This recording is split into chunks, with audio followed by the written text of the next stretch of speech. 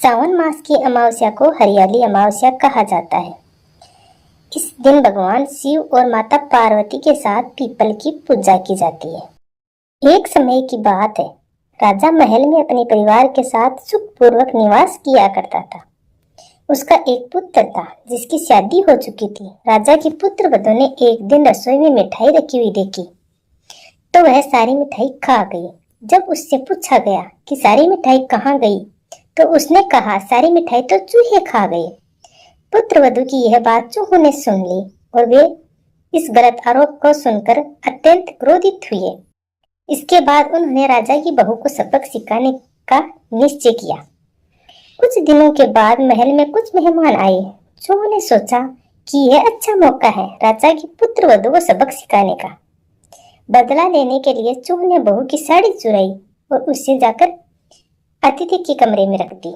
जब सुबह सेवकों और अन्य लोगों ने उस साड़ी को वहां पर देखा तो लोग राजा की बहू के चरित्र के बारे में बात करने लगे। यह बात जंगल में आग की तरह पूरे गांव में फैल गई।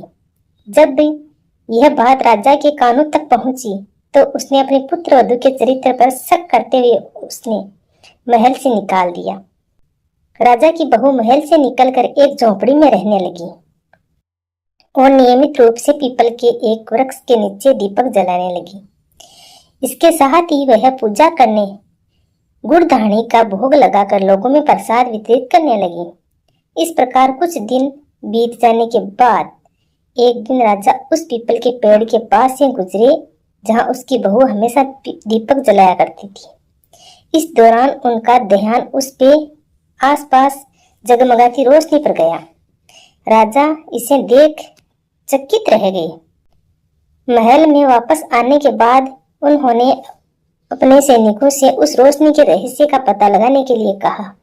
सैनिक राजा की बात मानकर उस पेड़ के पास चले गए।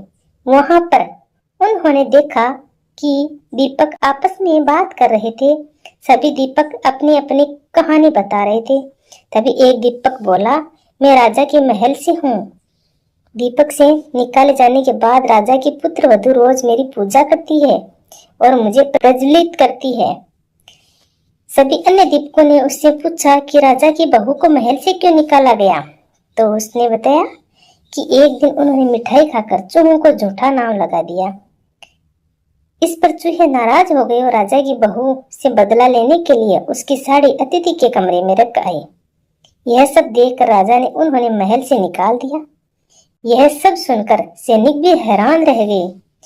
महल वापस आकर उन्होंने राजा को पूरी कहानी सुनाई। यह सुनकर राजा को अपनी गलती का एहसास हुआ और उसने अपने पुत्र वधू को महल से वापस बुला लिया।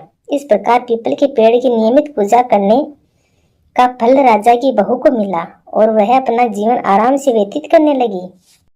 हे अमावस्या माता, जिया साहूकार की बहू की लाज राखी, जिया सबकी राख, जो कहता की सुनता की हुकारो बरता की। जय हो अमावस्या माता की।